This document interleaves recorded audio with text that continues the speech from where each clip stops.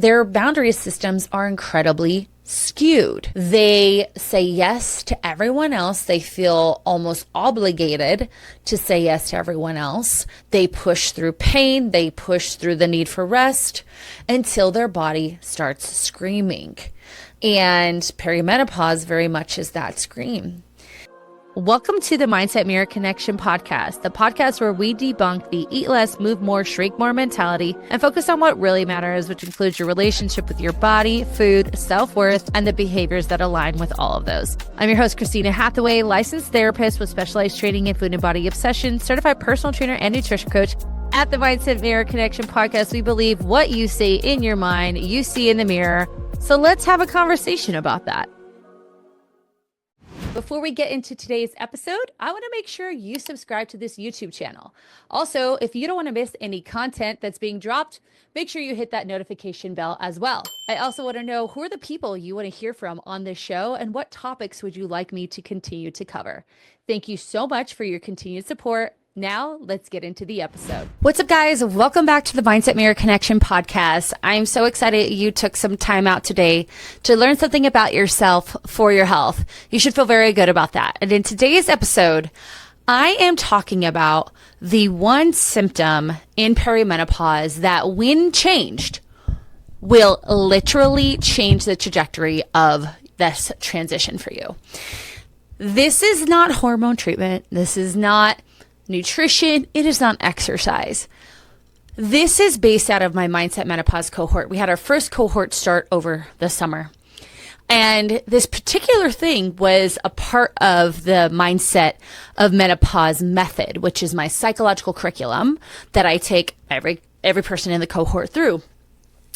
And through the work with the clients, I discovered this. And I don't think it gets talked about enough. I don't think that people, women specifically, realize how this particular thing affects them pre-menopausal and then, of course, perimenopausal. It is not until perimenopause that they have to face this thing. And it's, again, not talked about. And that is a dysfunctional boundary system. Yes.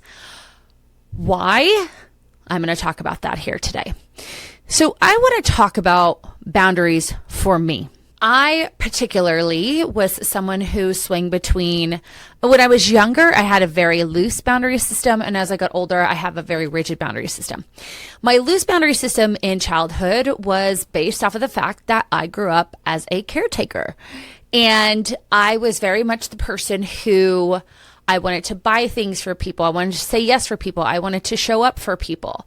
I wanted to say yes when I didn't feel like going somewhere. I said yes, or I took care of others when I needed to be taking care of myself. I mean, even to the point of working while sick, going and dancing or cheering while injured. A lot of these things we don't realize are a part of our boundary system. But as women, especially high achieving women, we tend to push and push and push and push. And that push is in an effort to fill some of our insecurities and our voids. It's the push to, feel like, okay, well, if I'm doing for others, then I'm needed. That means I'm worthy, right? Or if I am accomplishing something, like I talked about in perfectionism, then I'm worthy. If I'm taking care of others, then I'm worthy, whatever it is. The problem with this is that if I'm constantly doing for other people, I'm not expressing my own emotions because I'm expressing, what I think other people want to hear. And most of the time, that's usually me focusing on them. I'm not expressing that I'm sick and need help. I'm not expressing that I might need support in other ways because, again, if everyone counts on me, then there's no one for me to count on. The problem with that is if I'm not listening to what I want, or at least getting my needs met, whether that's physical needs, emotional needs, time needs, social needs, I'm basically stepping outside of myself, and I'm not connected to my body because after a certain amount of time, I'm numb to those needs, and I'm so focused and so I have tunnel vision on what everyone else needs that I'm not connected to my body. I mean, I work with hundreds of thousands of women who struggle with their hunger and fullness cues, who struggle with even knowing their emotions, who struggle with knowing when to rest, knowing when they're sick. They struggle with these physiological responses that even a baby would be able to recognize. And they don't know what's going on until, and this is where this all comes together, until perimenopause or an illness, a severe illness or a serious illness or a serious injury. But we're going to talk about perimenopause and also the boundaries in general. It's not until perimenopause strikes and their body starts screaming at them. Their body starts screaming at them and they have no other option other than to start listening. The problem when I start listening to myself is I have to stop listening to everyone else. And when you've put your self-worth into the fact that you have listened and done for everyone else for so long, it can be incredibly guilt-ridden. You can feel a lot of shame. You can fear that people are not going to want to be around you. You're threatening the love and connection you have with others. And so I personally have struggled with my own boundary system, and I've done my own work on that, where I have boundaries when I was younger that were very fluid and open, like I talked about. And then also I have a kind of rigid boundary system where I'm fluid and open for other people, but I'm rigid in regards to sharing what I need. So it's very hard for me to ask for help, as I've talked about a lot of times. But those two things actually work together, right? I'm taking care of everyone else. I'm not taking care of myself. And what I realize is I'm going through my own perimenopause transition is when I have those incredibly high stress days, the intense mood swings, is when I was holding them inside. I made them worse. I made my mind spiral even more. I started to create narratives about my husband that were not true.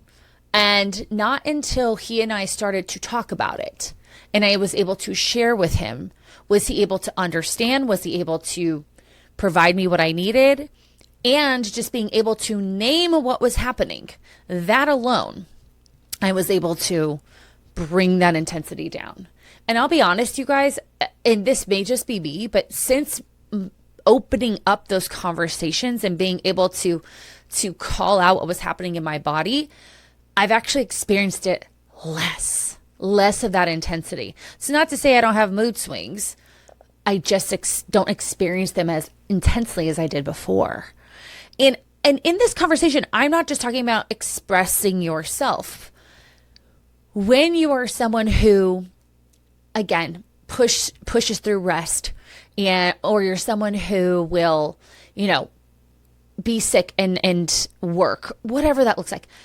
Perimenopause is kind of you experiencing those types of symptoms a lot. And if you need to make lifestyle changes in an effort to feel better, obviously there's also pharmacological changes that you can make. You're going to have to free up some of your fucking time. And that's what this conversation is about today. So if the word boundaries makes you feel selfish, guilty, afraid someone will leave you, then turn the fucking volume up, because boundaries aren't about pushing people away at all. They're not pushing people away at all. They're keeping yourself safe enough. You're creating safety for yourself to stay connected to yourself and also to others. So let's talk about what boundaries really are. So boundaries, I want you to think about, are kind of these energetic edges that define where you end and other people begin. You've heard me say that multiple times. Boundaries teach other people how to treat you. They're a form of self-respect in action, okay?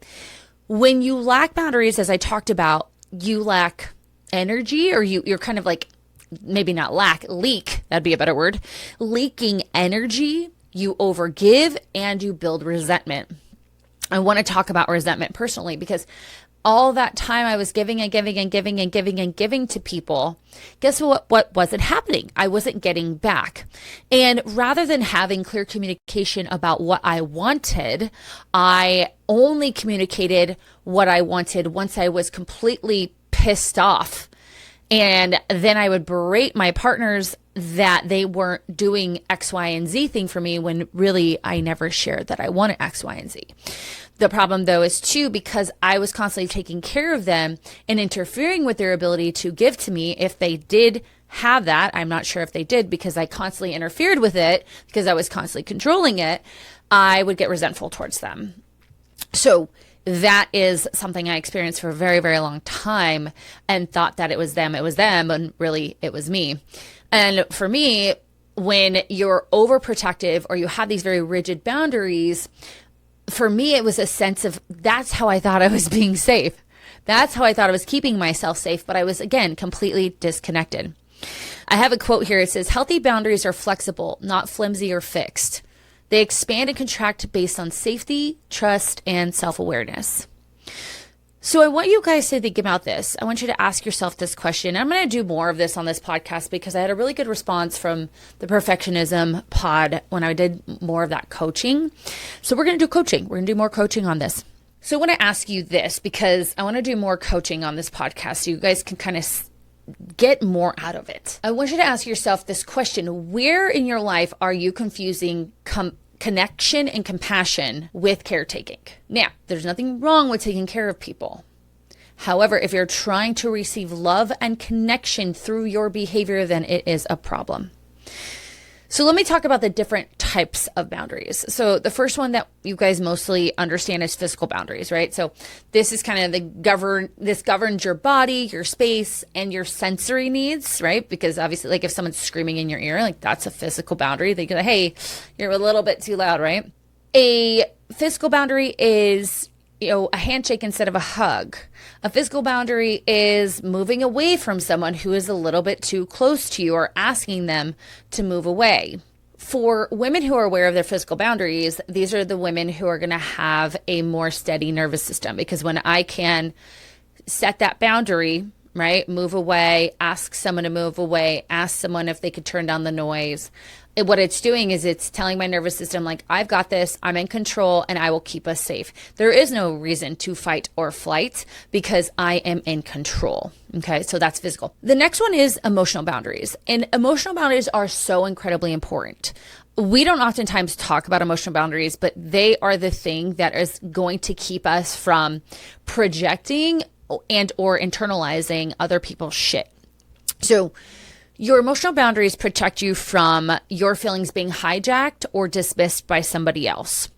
And these boundaries are both external, where you might say, I'm not ready to talk about that, but also internal. So when you're interacting with someone who is doing a behavior or acting in a way that is against you, but you have to be around that person. So I see this often in families where a mother might act in a certain way that really is triggering to the daughter, and teaching that daughter those internal emotional boundaries, like, that is not mine, that is hers. I have compassion for her that she doesn't realize what she's doing, or she doesn't feel the need to change.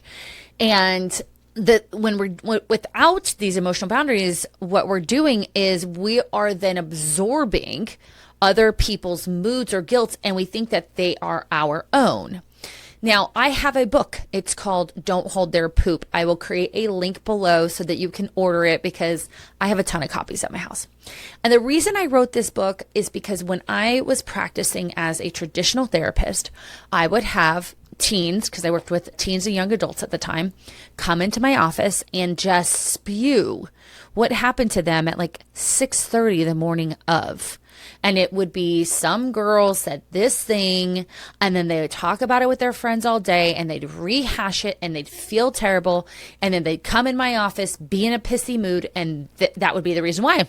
And finally, it dawned on me, I said to one of them, I said, would you hold this chick's poop?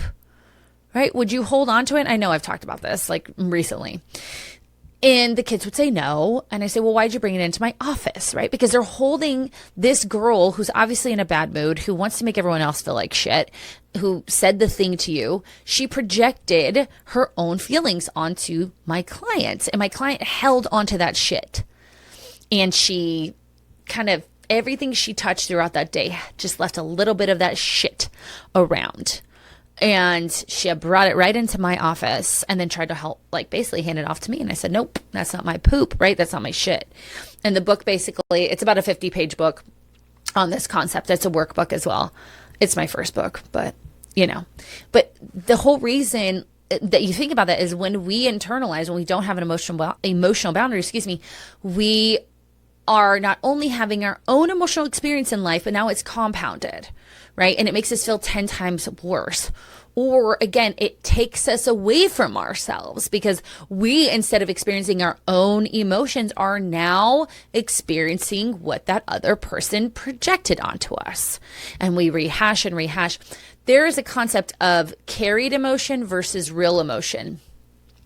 And carried emotion oftentimes is emotion that we're constantly replaying in our heads versus like your own real emotion is actually just comes up, we experience it and it comes back down. Our true emotion is, they'll last roughly about 90 seconds if we're not doing anything to hold on to them, but then also not pushing them away. When we have carried emotion, we tend to replay and replay and replay. It's when you know what I'm talking about. You're in the shower or you're in the car and you're having that pretend argument with that person. That's usually a good sign that it's carried emotion. So those are emotional boundaries. Mental boundaries are honoring your thoughts and your opinions without needing to be right. Now, I had the conversation about the news and like all this bad news and everything going on. And obviously there's this left versus right, and this way's the right way and this way's the wrong way, and these people are bad and these people are good. We don't need to be right. When you can create those mental boundaries around, this is my opinion, and I believe this to be true for me, not you, but me. And the same is true for other people. One of the things that you can easily say to other people is like, I see that differently than you. I see it out of my eyes and with my lived experience. And you don't have to do it defensively. I just see things differently than you. And that is okay. Again, I talked about this before. Our lived experiences create who we are. And those lived experiences they contain several variables: our culture, our heritage, our intergenerational trauma, our socioeconomic level, our race, our sex, right? Our sexual orientation, our schools that we were able to go to, all our friends, everything is incorporated into that lived experience and why we believe what is true for us, right? But oftentimes the mental boundaries, people want to be right. With material boundaries, this relates to your possessions, right? Your money, favors, your time. Time is incredibly important, but I am going to talk about time as its own boundaries. But possessions, clothes, people will ask you for money and you might feel the need to say yes, but if you can't do that, you can say, I can't lend money right now. And I'm going to give you guys the most beautiful way to set boundaries here at the end. The problem with this is a lot of the women that I work with struggle with this because giving resources is something that they do as a substitute for connecting to people. So giving money, and I used to do this as a kid. I used to take quarters from my parents because my dad worked in vending. He had vending machines in the building that he also had a cafeteria in. And I would take them and I'd go buy people stuff at the ice cream man because that was the way I thought people connected, because that's kind of what my mom did. She would oftentimes buy us things to make us feel better about some of the other things we weren't receiving. So for a lot of women, they substitute connection for these resources that they can provide other people. So speaking of time boundaries are guarding our focus and even our recovery, right? So for a lot of you, stopping work at 5 p.m. is a time boundary, or I don't check messages on Saturdays. That's a boundary I set with my clients. I will sometimes check messages on Sundays, but that's not always consistent. I've actually really been putting an effort into using Fridays to complete everything I need to complete, because before I used to do training on what I mean by training is creating our custom training programs for our clients. I used to do that on Sunday, but now I try to sit down and do it on Friday. And that for me is incredibly important, because I need the time off. I need to be able to just do something else and something for myself, because my job is giving to others.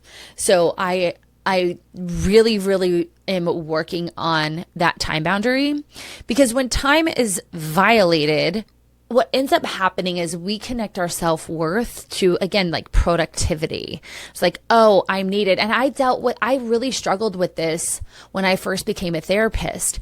I would say yes to clients when I knew that I would be working later, or I'd skip out on like a dinner break, or I just be really stretched. And for me, it was not just productivity, but it was also money, because I knew the more I worked, the more money I made. The problem, you guys, is that I had 2 jobs. I worked at Child Help in the mornings to afternoons, and then I ran group therapy programs in a intensive outpatient eating disorder program and saw clients. So I'm working all day, and then I'm saying yes to more people. So it's just making that day longer. I would be the last person in my therapy office, and no fucking wonder I burnt out, right? So that for me was a big red flag. The same is true here at the Mindset of Matter. When I first started this company, I was seeing anywhere from like 35 to 50 clients a week. And I was struggling. Thank God I decided to hire to help me out. And that definitely not only helped me with creating processes, with redefining our programs so that my time could be used wisely and I could see the most amount of clients. And that's why we have a lot of cohorts and group programs, because that allows for me to be one person and be working with multiple people at one time, providing the same type of coaching, but also giving them that community experience. So that is something that I've learned. Okay, last one is energetic boundaries. These are the boundaries that are invisible. Okay, we don't, again, talk about this. Who and what gets access to my energy? This is where intuition meets nervous system kind of wisdom, if you will. Does this feel safe, or does this drain me, right? Is this a battery, or is this a vacuum? What is a battery and a vacuum? A battery is someone that charges you up. A vacuum is someone who sucks life away from you. Who gets access to your energy field? You know what I'm talking about. You have those gut feelings of like, this person is sucking the life out of me. You know who that is. I recently went on a trip and had a realization that someone who I absolutely love doesn't suck the life out of me, but doesn't respect my energy.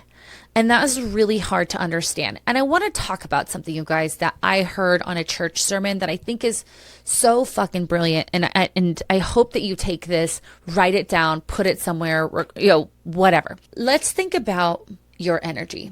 It is incredibly valuable. Why is it valuable? Because you're valuable. Why are you valuable? Because you exist. And when you're giving someone else your energy, what you're expecting in return from them is responsibility with that energy. So when I give someone a 10 out of 10 of my energy, I'm there with them, I'm hanging out with them, I'm enjoying my time, I also expect a 10 out of 10 responsibility with that energy back from them.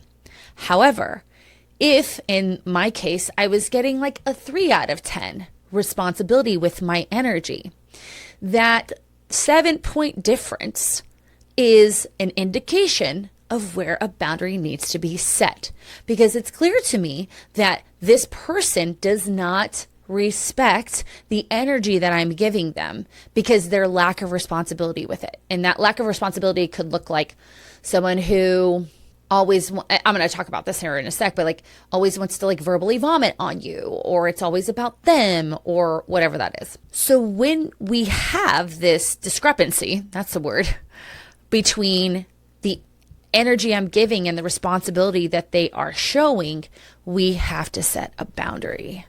And I just thought that was so brilliant, the way this individual explained it. And I will link her in the show notes below, because it was a really great, it was a church sermon, but really it felt like psychology, like a psychoeducational little YouTube, right? So, okay. Let's talk about the spectrum now of boundaries, because we have all these different types of boundaries, but we also have in these different like cohorts of boundaries, there are 3 different types. So you have your rigid boundaries, which are your walls. No one gets in, right? And nothing gets out. Rigid boundaries, sometimes people will describe themselves as being like super independent, right? And they don't really need a lot from other people. I call this needless, wantless, or walled up. And it is a form of protection. The other is loose boundaries. So no edges, no walls. Everyone gets in. This is the person who is oversharing. This is the person that gets taken advantage of. And then we have the middle. We have those healthy, flexible boundaries. I decide moment to moment what's safe for me. And I like to describe your healthy, flexible boundaries as a door or a series of doors. So your front door most likely has its screen door and then its main door.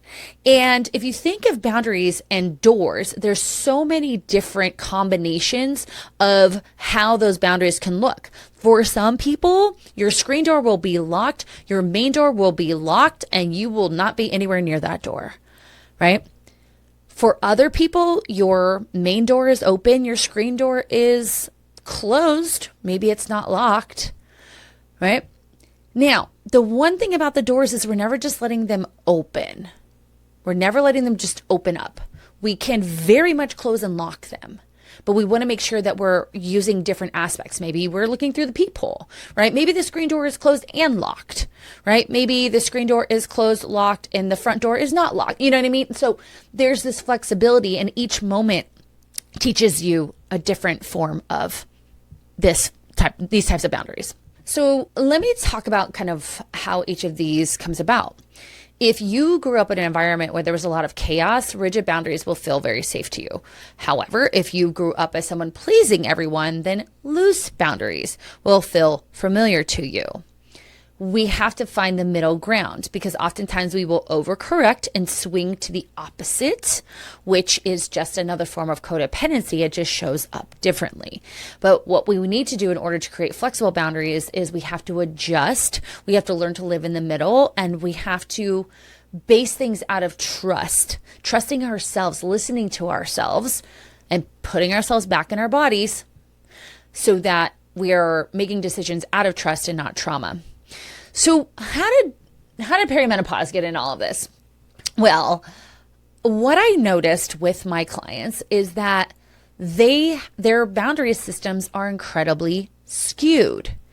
They say yes to everyone else. They feel almost obligated to say yes to everyone else. They don't describe what they need. They don't ask for help. They don't express their emotions. They push through pain. They push through the need for rest until their body starts screaming. And perimenopause very much is that scream. And it's not until I help these women realize, holy shit, could it be that I've felt so terrible in this transition because I have completely numbed out from my own body, my own experience, my own need for time, rest, emotional health, mental health, that I'm actually making my perimenopausal transition worse. Could that be? Well, based on the clients I work with in the mindset of menopause, it is. This topic is the topic we discuss more than anything else. Now, as I just mentioned, with physical, mental, emotional, time, energetic, social boundaries, material boundaries, there's a lot involved when it comes to our boundary system. But when we can create that flexible, healthy boundary system that allows for us to decide because of how we feel physically, right? What's going on that day? Are you having as I call it, a higher mood day, a more intense mood day? This is where in perimenopause, we might have mood swings. Or am I completely fatigued that day? Or do I feel super energized that day? Or whatever it is. You can moment to moment, day to day, decide how you are going to interact with the world based on you. And when you can do that, your experience in perimenopause and even beyond premenopause, your experience in the world is going to be so much easier. Your symptoms will reduce. You will be aware. You will be able to use the skills that I teach you in the Mindset of Menopause, cognitive behavioral skills, boundary setting skills, emotional regulation skills, to make the transition of perimenopause easier. Now, again, for those of you who are not perimenopausal, if you're premenopausal, do this now. Do this now because it not only will help you in any transition in your life, but what it's also going to do is it's not going to create any other issues, because what we see in research is most women with an autoimmune disorder are women who are fucking nice. They don't express themselves. They don't express their emotions. They're constantly people pleasing. And the problem with that is emotional expression is incredibly healthy for the body. And if you're not expressing yourself, what the fuck is happening? Where is it going? Well, it's compromising your immune system, because your nervous system, your immune system, your endocrine system, and your digestive system are all one big system, that work together.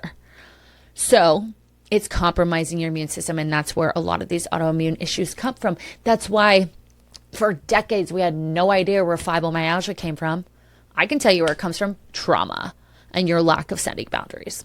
Okay, so what we need to do is begin to, again, set and maintain healthy boundaries.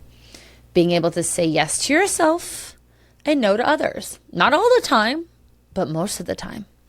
And every time you say yes to yourself, you're putting more energy in your account. If you need a reference for what I'm talking about, check out the podcast on your energy balance. But how do we do it?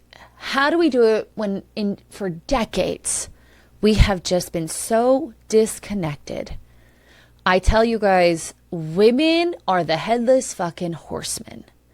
They have their head, their emotions, their mental health out here, and their physical body over here. And there's such a big disconnect. So the first thing is we need to put our head back on, and we need to get clear on what we need.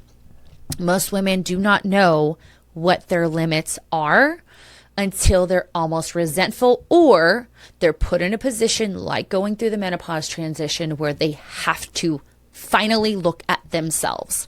The interesting thing is when this happens, not because you're aware of it, because it's physiologically happening to you, you think you're crazy. You think you're going crazy.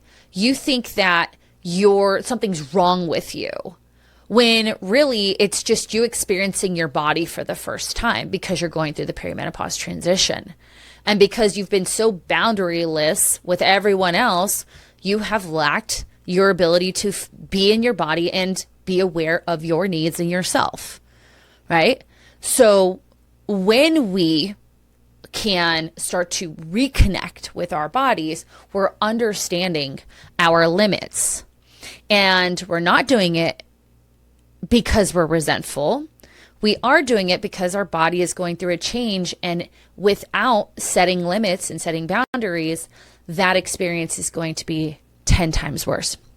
So what I want you to do right now, let's practice this, you guys. I want you all to take a deep breath in through your nose, out through your mouth with a 6-second exhale. 4-second inhale. 6-second exhale. I want you to let those shoulders drop for me, and I want you to just pause. I want you to find your heartbeat. You might feel it in your head, your chest, your leg. I want you to ask yourself, what do I need right now to feel safe and steady? You might need to eat. You might need to talk to a friend. You might need to set a boundary. You might need to rest. You might need to cry. You might need to sleep, walk. What do you need right now to feel safe and steady? And if you're someone who's not been connected with yourself and you can't really pinpoint it, just take a little scan of your body. Where do you feel any sort of discomfort? This is very similar to what we did in the perfectionism. Just find that discomfort and ask that discomfort what it needs or what it's feeling. And it will tell you. Feeling sad. I need a hug from a friend. Do this often. Set reminders in your phone to ask yourself, what do I need right now? Whether perimenopausal or premenopausal or postmenopausal. What do I need? This one activity is one of the first things I do with a lot of clients, is just checking in with themselves. Once I'm clear on what I need, I'm going to communicate that simply. No, not right now. That doesn't work for me.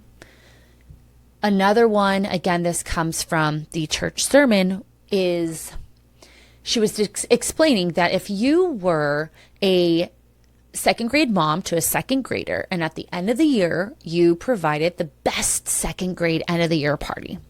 And then your second grader goes to third grade, but the second grade teacher calls you and says, hey, we absolutely loved your party so much last year. We're wondering if you could do the second grade party this year again. And if you're a people pleaser, you might think, oh my gosh, yes, they need me. They think I'm great. This is wonderful. But when you look at your time and the fact that you don't have a second grader, you have a third grader, you should probably be focusing your time on the third grade or whatever you want to choose to focus your time on.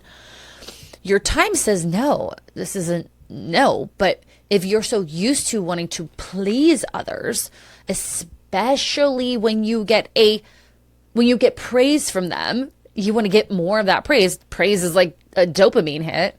You might say yes and then completely regret it. So what she said to do instead is say this: while my heart says yes, yes, yes, when I look at my time, this is unfortunately a no. Because you're saying my heart wants to do this. I love that you loved my party. However, based on my time and what I can give, it's going to be a no. I want you to practice that. Communicate simply. You do not owe anyone an over-explanation. You don't owe a thesis on you choosing peace. You don't owe anyone anything. No is a complete sentence in itself as well. Now here's the kicker. You will experience discomfort, my friend. Your body may interpret safety as danger if you're used to people pleasing. You might pause. You guys, we get so many fucking mosquitoes right now, and I think one's in my office, and they love me. Okay, coming back. Let me start that over again. Number 3 is a kicker. You are going to experience discomfort, especially if you're someone who interprets safety as danger because you've people pleased for so long in your life. You're going to experience discomfort on top of feeling discomfort in your body for going through perimenopause. So we need to just recognize that discomfort is not wrong. It's us experiencing the thing that we need to put more work into. I heard this today, and they said triggers aren't the things you need to avoid. Triggers are the place that you need to put more work into. It's the area that needs more work. So when you're feeling that discomfort, recognize this is me doing the work Because if you were comfortable, you'd be doing the same thing you always did, which is people pleasing. So expect that discomfort. And then just building consistency obviously is going to help you build trust in yourself. So consistently checking into yourself, consistently getting clear with what you need, consistently communicating what you need in a very simple, succinct way, consistently acknowledging the discomfort and allowing it in, and doing that over and over and over again in these different ways. Because again, sometimes it's emotional, sometimes it's physical, sometimes it's your time. But being able to say, not right now, I can't right now, I don't have the energy right now, whatever it is, right? And then once you set the boundaries and you're doing it consistently, I want you to be really proud of yourself. Even if guilt, anxiety, fear of rejection sets in, regulate your body by saying, great job. I know that right now it may not feel like you did a great job, but you can feel uneasy and be proud of yourself. You can also do things to ground yourself through breath work, grounding activities, journaling, and allowing your nervous system to say, hey, we're okay. I'm not in danger. I'm good. And what that's going to do is keep you from, retreating back to where you were, if you will, or again, over explaining yourself. So as you go through the perimenopause transition, as you go through life as a fucking woman, we've got to create a boundary system that is strong, it's flexible, it's created out of obviously your needs, wants, values, morals, and creating a consistent practice of speaking your truth, as well as speaking your truth to yourself and accepting that what you can control is your thoughts, your feelings, and your actions. I can set a boundary with someone. I can ask them to do the thing or not do the thing that I want. It is then up to them to choose how to be responsible with my energy. Now, that doesn't mean that there cannot be compromise from the other side. Y'all can compromise together, right? It's not always going to be your way. However, if someone is open to, okay, yes, I hear you, and can we add this or take this away? Of course. And now everyone's happy, right? But also remember, you need to have boundaries with yourself. Those internal boundaries are incredibly important through perimenopause. Recognizing I'm spiraling because I'm having a hot flash. I need to stop my thoughts. I need to accept that this is where I'm at, and I know that this will only last a few minutes. That whether that's brain fog. Oh my God, I can't recall the word. Fuck, you fucking idiot. Fuck. Stop. Set that boundary. We're not doing that to ourselves right now. Take a breath. Take a beat. Find another word and move on. The internal boundary of they want me to do, this is one of my clients right now. I've always done the auction for the church. I'm going to do the auction for the church. This particular woman is struggling with seizures at the moment, but kept doing the auction for the church, which only contributes to her struggle, her stress, which is causing these seizures, right? I don't need to do that. I am still important in my church community if I'm not in charge of the church. So what that is not only a boundary with them, a time boundary, a physical boundary with them, but also a boundary with yourself. I'm still good. I'm still okay. Okay. So those internal boundaries with yourself are equally as important through perimenopause and in life. I'm trying to put this together, you guys. This is important to every woman, but I just wanted to explain that it's really been so eye-opening to me for my mindset and menopause clients, how important having healthy boundaries is. And if you're there, this is a great opportunity for you. You can use perimenopause as your excuse. Not that you need one, But again, if you're not there, start now. Start now. It is the best fucking thing you will ever do for yourself. And the great news is, just like we talked about in energy balance, is when you do this, you're going to show up so much better for everyone else. And you're going to probably, because a lot of us have learned caretaking from our own parents, you're going to break some generational shit, which is fantastic. So reframe boundaries as an act of power and presence. You are not too much for needing space. You are not too cold for saying no. You're modeling leadership. And that's what we do around here. We are leaders, showing people what safety looks like in relationships. And then they can practice with you. And so you're teaching people more. You're giving back to people more than when you just say yes. And last but not least, I have to say this, if we're talking about boundaries, is remember this if you don't remember anything else. In the words of Gary Hees, my precious, precious mentor and my therapeutic mentor, there are 4 rules for caretaking. If any of these is a yes, then we say no. Am I saying yes am I saying yes or caretaking when the person hasn't asked me directly? If it's yes, then it's a no. Am I saying yes or caretaking when the person can do it themselves? If it's a yes, it's a no. Am I saying yes to someone when I know I'm going to feel negatively afterwards? If it's a yes, it's a no. And am I saying yes to someone when I'm expecting something in return, including love and connection? If it's a yes, it is a no. I'm going to leave you with that today. If you are someone who struggles with this, whether you're in perimenopause or not, or you've got that group of friends that are constantly complaining about the PTA and the this needing that and the that, send this episode to them. It's the easiest way for you to say, hey, we have a solution here. And we're going to begin to say no, and then you can support each other with it. Send them this episode. I would love that. And if you haven't already, I know that a lot of people who listen to this have not subscribed to my channel on YouTube or followed me on Apple or Spotify. When you do that, it's the easiest way to support me, as obviously I provide this coaching to you at no cost to you, of course.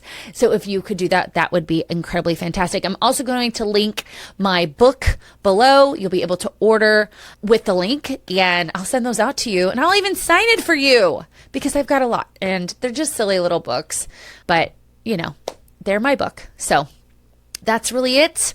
If you are interested in understanding how to begin to set boundaries, how to begin to take care of yourself, it all starts in the mind. It has really nothing to do with the diet of choice or exercise. It really starts in your mind. Check out the show notes for our Clarity Call link, and let me know in the comments if you guys are interested in the next cohort for the Mindset of Menopause. I want to see how many individuals are interested in doing this work, because it's a great, great program, and I haven't really decided when I'm going to drop the next cohort. So you tell me. Other than that, I'm going to remind you of this one very important thing, that what you say in your mind, you see in the mirror. Bye-bye.